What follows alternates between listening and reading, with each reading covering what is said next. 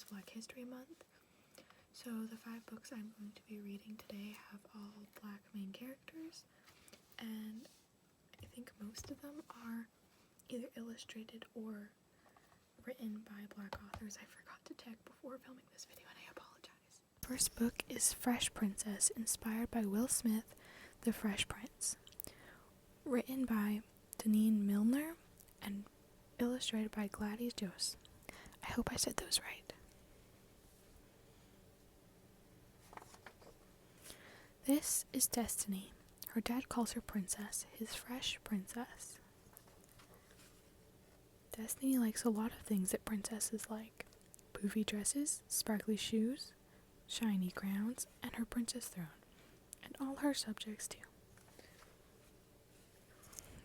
She's also really good at being really fresh. That means she's brave, has her own style, and super smart. She shines like a new penny. Most days being fresh is a good thing. Like when Destiny's sister Marley teaches her how to double dutch, and she jumps, trips, and struggles, and jumps back in again, cool as she pleases, until she got it licked.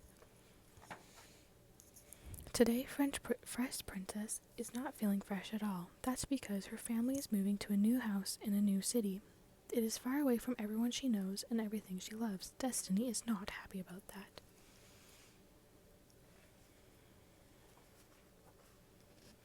Her dad tries to make it all better.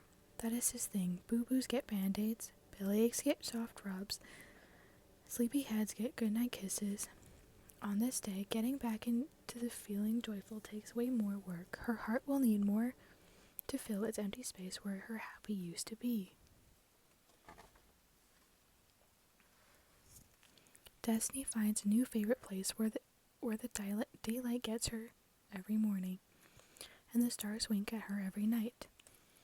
She perks up a little more when she looks outside, and Destiny listens to the rhymes as the double Dutch rope skips a beat across the concrete.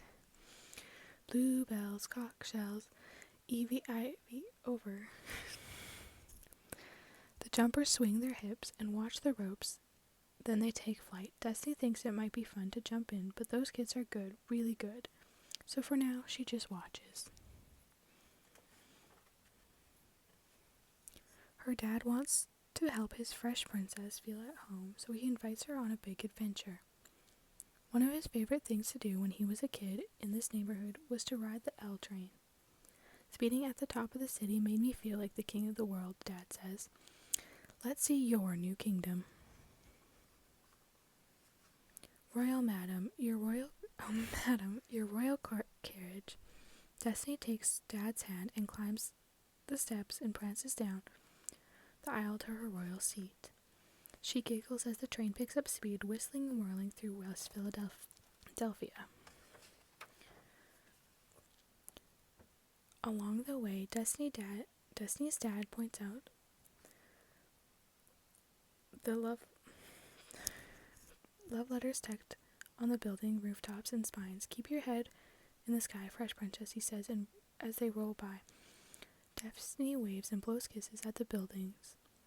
Salute her passing by as she does what he sees but still aches for home.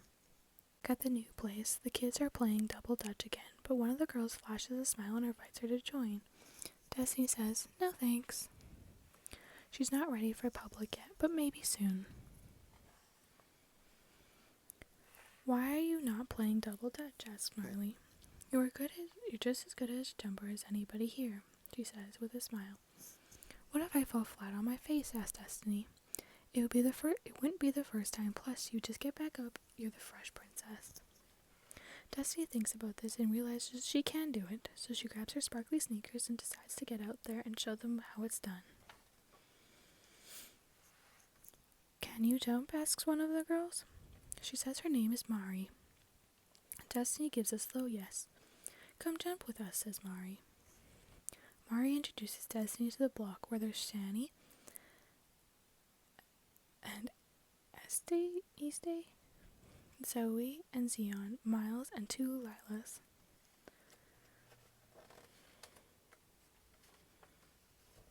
Finally, it's her go. Destiny takes her place next to the rope as the turners swing their arms. Cinderella, dressed in yellow, went upstairs to kiss a fella. Destiny takes a deep breath, swings her hips to the beat, and takes a brave, and like the fresh princess, she jumps in. And the happiness she feels in this moment, jumping high, free, and surrounded by her new friends, is the freshest of all. The end. The second book is Always With You, Always With Me, written by Kelly Rowland and Jessica McKay, illustrated by Fannie Liam.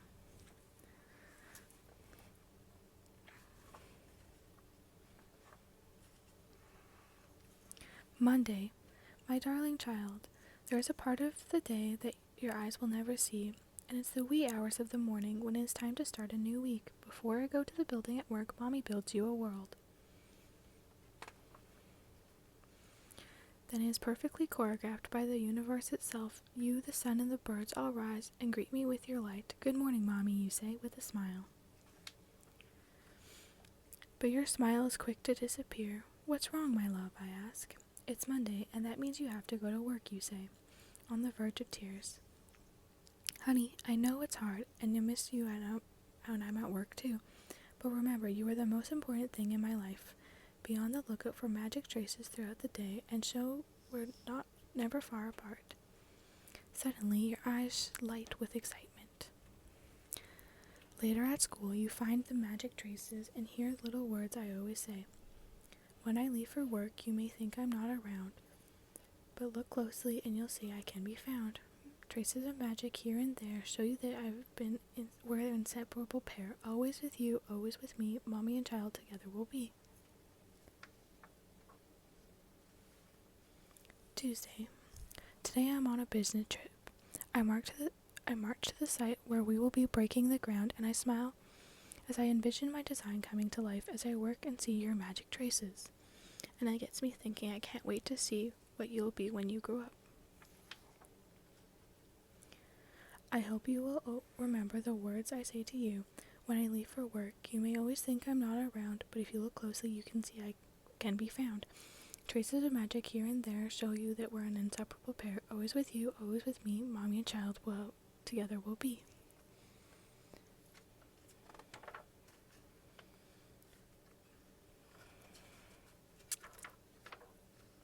Wednesday. I love when you surprise me with a phone call and when Daddy seems to be having fun. Remember, today is a waffle Wednesday at Auntie's house. After Daddy goes to work, I miss you so much and I can't wait to see you tomorrow when I'm back from my trip. Before you know it, I think you'll forget that you even miss me. But at bedtime, I miss my mommy. No, at bedtime you say, I miss my mommy. Don't worry, Auntie replies. She's just one night's sleep away. Until then, I'll tuck you in with a blanket that she made for you. And just like that, you can feel my magic traces. But when I leave for work, you may think I'm not around. But when you look closely, you can see I can be found. Magic traces here and there show you that we're an inseparable pair. Always with you, always with me, Mommy and child together will be. Thursday. Today I come home and we'll go on a fun field trip. As we walk through the museum, I love seeing the exhibits and the world through your eyes. Soon it's time to go and you say, Mommy, why can't I go with you? The other kids are gone and with their parents, it's not fair. Sweetie, I have to go back to work, but don't worry. We'll have dinner together. And at bedtime, I'll read you your favorite story. Remember that my magic words, and I'll always see you tonight, I say. And as the bus drives away, I see your magic traces. When I leave for work, you may think I'm not around, but if you look closely, you can see I can be found. Traces of magic here and there show that we're an inseparable pair. Always with you, always with me, Mommy and child together will be. Friday. You wake up and you're not feeling well, which means we won't be leaving the house today. But that doesn't work. But work doesn't stop for the sniffles, and I'll be home from work while you rest. Sneak upstairs for extra kisses and hugs until you're feeling your best. I'll leave your room and whisper my magic words. When I leave for work, you may think I'm not around, but as you look closely, you can see I can be found. Traces of magic here and there show that we're an inseparable pair. Always with you, always with me, mommy and child together will be. Saturday. It's time for pancakes in pajamas. Turn on the music, let's jam. I'll grab the ingredients, flour, sugar, milk, and a side of silly faces, a pinch on your chubby cheeks, and lots of love. Voila! The pancakes are ready for your favorite part, bubbles. We'll sit and watch the batter bubbles doing this with you never gets old. Once the pancakes have been poured and flipped and drizzled, we'll get cozy on the couch and catch up all morning long together. Today I won't leave for work and I'll always be around, but no matter what you see, I can always be found. The magic in the air shows you that we're an inseparable pair. Always with you, always with me, mommy and child together will be. Sunday. The days go up fast, and before you know it, it'll be another week again. And as we head to bed, I'll say these words together. Tomorrow, you'll leave for work, and I'll think you're not around, but if I look closely, I'll see you can be found. Traces of magic here and there show that we're an inseparable pair. Always with you, always with me, mommy and child together will be. The end. The World Belongs to Us by Jacqueline Woodson and Leo Espinosa.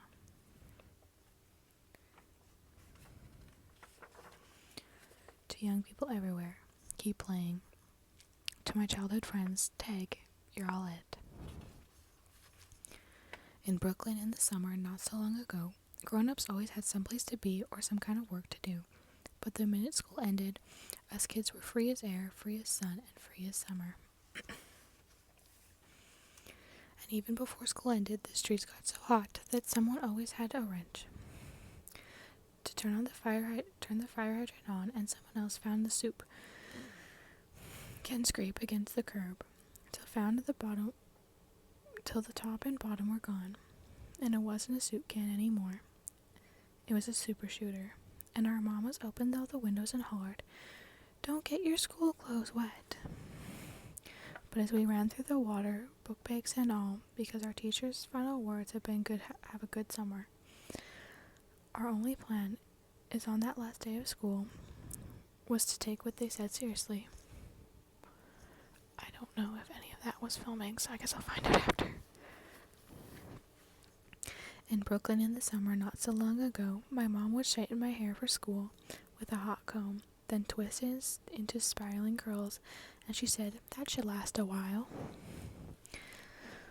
But they only ever lasted until I ran headfirst into the hydrant. Quick as that, my hair sprung back from straightened curls to natural coils, because it was finally summer, and my hair too had the right to be free.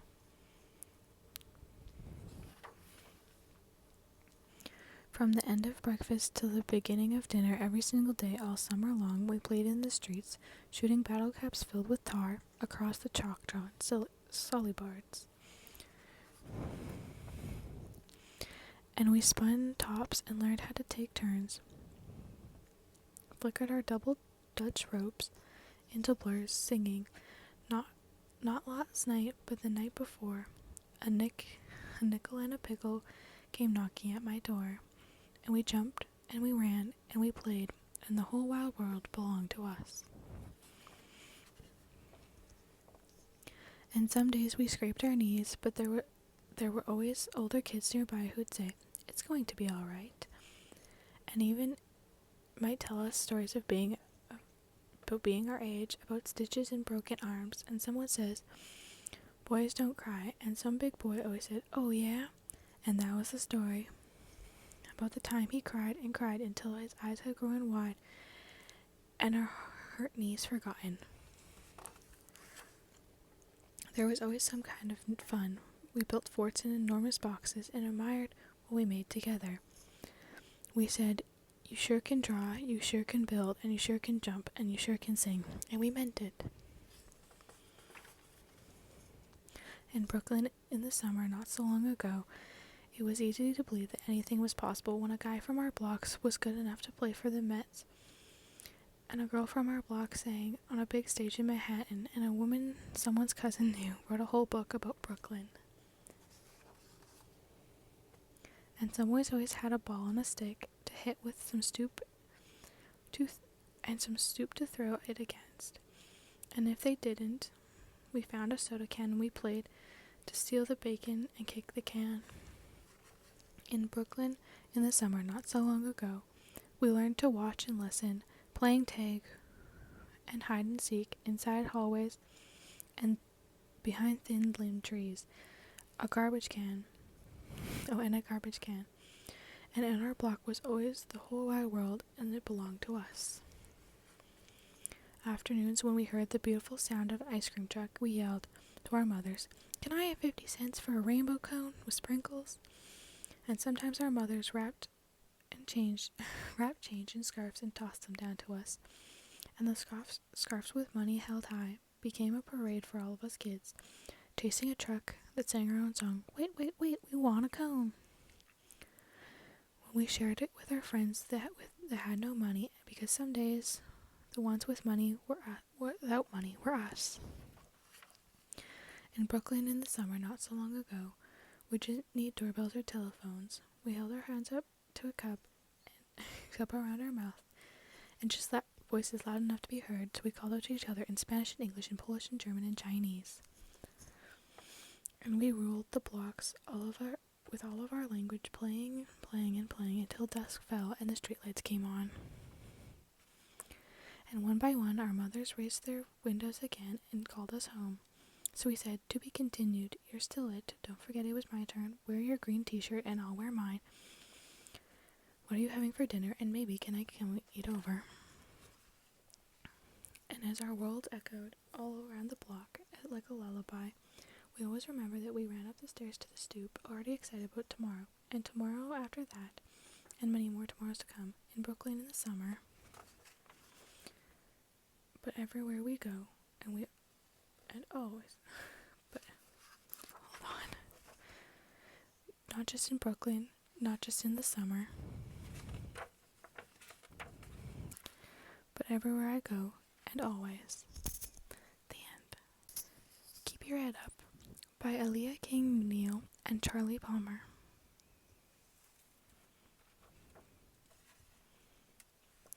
I wake up with my head down. No one said good morning. Time to get up, so I overslept. I'm kinda awake, but mostly not. Dad tells me to hustle, and I wasn't used to this dance, but now it means move fast, and I can't move fast because all my sparkly toothpaste and not so minty taste is missing, and my sister used it to make slime. Toothpaste doesn't even go in slime. I walk to school with my head up, even though I can still feel a little scrunchy. It can still be a good day. Any day it could be a good day if you try. I'm not sure if you can hear my family talking in the background, but I'm sorry if you do. But as soon as I get to school, I am so mad. It's Monday, and I was supposed to have on my gym uniform, and now I can't play kickball, and I am the best at kickball in my class. I try not to scrunch up my eyebrows tight and stick out my lips or cross my arms over my chest, but my bad day face slips out.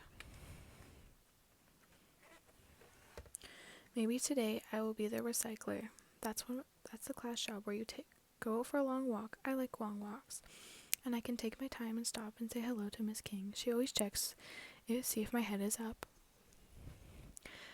But there's no long walks for me today. Mia gets to go. And I just know she stopped at the cafeteria. I will tell the teacher Mia should be back, and the teacher says stay on task, D. In writing class, I get the last laptop, the one with a sticky space bar. Mia put a little dot on the marker on the bottom so she knows not to pick it, but I always forget to check. I'm in math, and I say the answer before the teacher calls on me, and the teacher says that my answer is right, but I am not right because I didn't raise my hand. Raising your hand is not math, but now I'm scrunching my face again, and Miss King would say, "D, keep your head up," and so do I.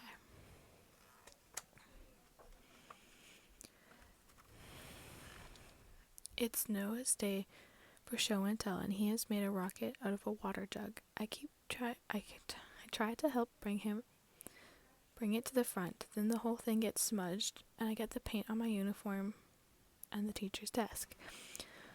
Now I feel like the thing that comes after my scrunching is because no one is mad at me.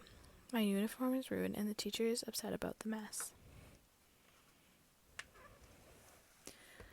My mom and dad always talk about meltdowns. The meltdown is when you want to keep your head up and it won't stay up. The meltdown is when your face is wet and your body is hot and your throat is scratchy, but you can't see well. I have a meltdown. The teacher sends me to the principal's office.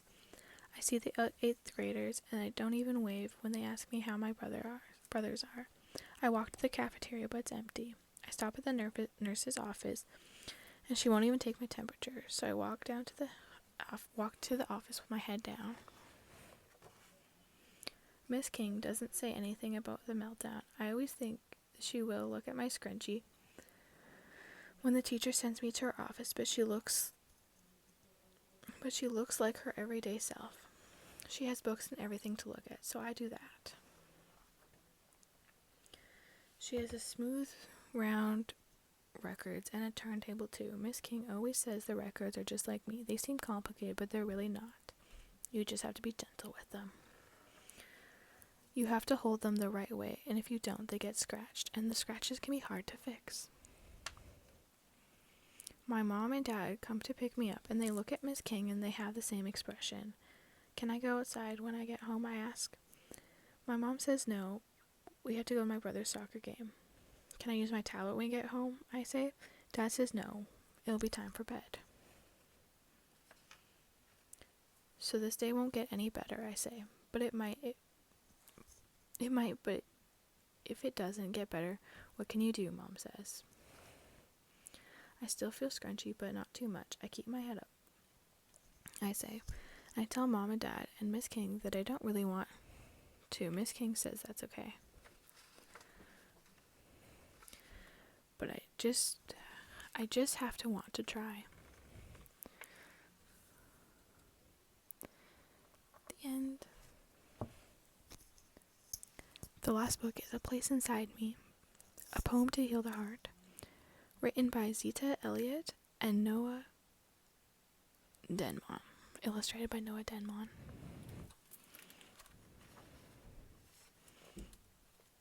There is a place inside me, a space deep down inside me where all the feelings hide. They wait there until the darkness, a lot, not of electric emotion seething, sizzling, burning, until they find the strength to reach inside. There is joy inside me, a happiness deep down inside me that glows bright and warm as the sun and shines delight on everything I see.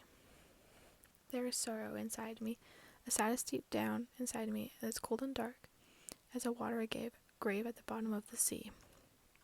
There is fear inside me, a terror deep down inside of me that stalks like a sinister shadow and seeps like a poison into my dreams. There is anger inside of me, a fury deep down inside of me that is sharp enough to slice through fresh air, flesh, bone, and concrete.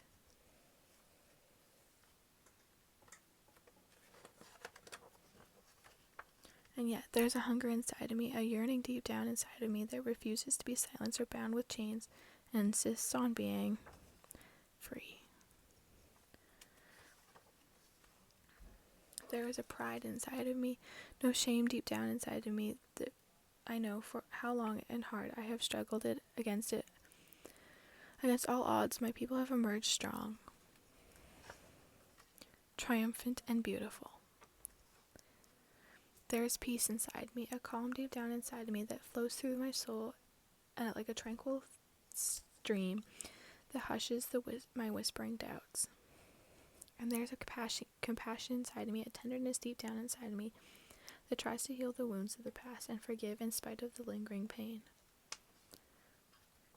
And there's a hope inside of me, a promise deep down inside of me that I will use my life to help others and they will help me in return. and there's a love inside me, true deep down inside me, and I am in love with my people, all people, plus trees, sparrows, sunlight, and rain that falls like a blessing from above. And when I look inside of me and that place deep down inside of me, I remember I love myself most of all.